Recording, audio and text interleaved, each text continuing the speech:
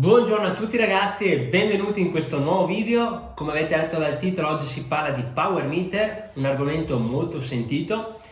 Mi avete chiesto in molti di parlare del misuratore di potenza, dunque adesso andiamo nello specifico a capire perché e a cosa serve.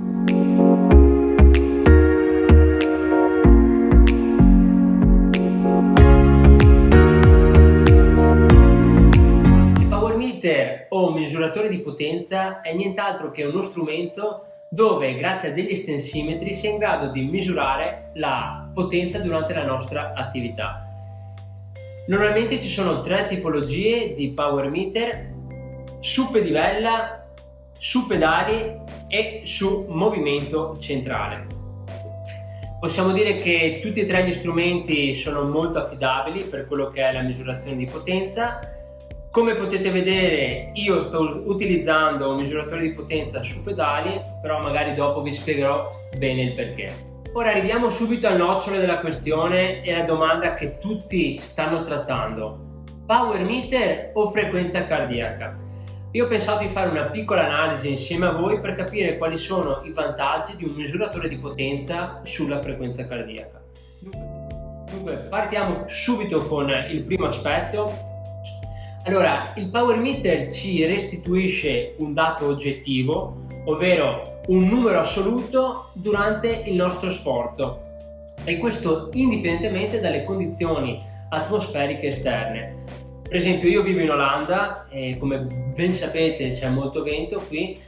Grazie al power meter io so sempre che potenza sto erogando, mentre magari mi capitava molto spesso, quando utilizzavo solo la frequenza cardiaca, che leggevo velocità molto basse e ero portato a incrementare l'intensità, appunto magari sbagliando e facendo anche del overtraining.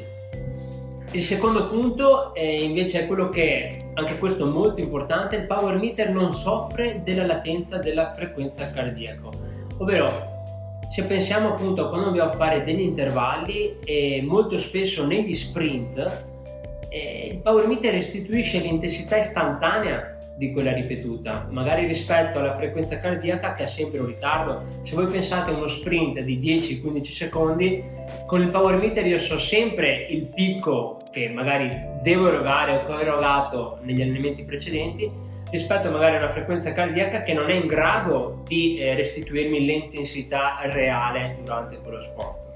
Il terzo punto, che secondo me è il più importante, è quello che il power meter non soffre delle problematiche magari legate allo stato di salute, allo stato emotivo durante l'attività in quel preciso istante. Cosa voglio dire? Se pensiamo magari a quelle giornate in cui si esce in bici e magari guardiamo il cardiofrequenzimetro, i battiti sono molto bassi. Quante volte vi è successo magari di incrementare l'intensità solo perché i battiti erano bassi, magari creando appunto dell'overtraining anche in questo caso, oppure giornate molto stressanti in cui i battiti erano più alti e di conseguenza si è diminuita l'intensità, magari sbagliando perché in verità si sta bene. Dunque vi starete chiedendo: perché dovrei acquistare un power meter o che tipo di necessità ho?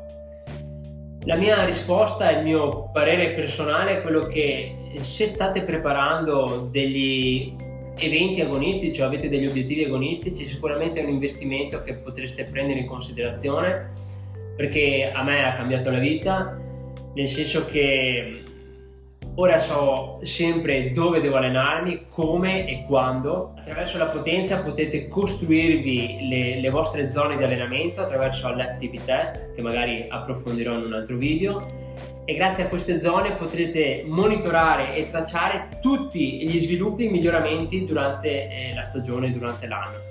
Questa è una cosa che è molto difficile fare solo con la frequenza cardiaca, perché ovviamente non c'è un dato oggettivo, non c'è una misura assoluta in grado di restituire appunto l'intensità dello sforzo.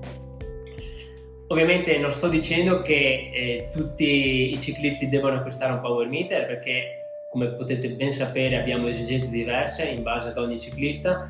C'è chi prende la bicicletta magari solo la domenica per pura passione, magari vuole farsi un giro con degli amici o con la famiglia, e che dire, questo strumento sarebbe completamente inutile. Ora volevo parlarvi però del perché ho deciso di utilizzare un power meter sui pedali Premetto che ho avuto modo di provare tutte e tre le tipologie, però ho scelto di utilizzare i pedali perché ho un'ulteriore informazione, l'informazione sulla spinta. Perché la spinta? La spinta ovviamente è un'informazione essenziale nel momento in cui ci siano degli infortuni oppure dei sovraccarichi di lavoro e magari mi modificano la pedalata o magari la mia posizione in sella può essersi modificata nell'arco dell'anno dovuta a delle variazioni di peso, delle variazioni appunto di posizione sulla bici, e grazie al bilanciamento della pedalata io so sempre se sto pedalando magari mettendo più forza sulla gamba sinistra rispetto a quella destra, magari andando a intervenire o facendo i giusti accorgimenti. Spero che il video vi sia piaciuto, lasciatemi sui commenti in descrizione se anche voi utilizzate il Power Meter e quale e come vi siete trovati. Lasciate un bel like, iscrivetevi al canale perché è gratis e ci vediamo sul prossimo video.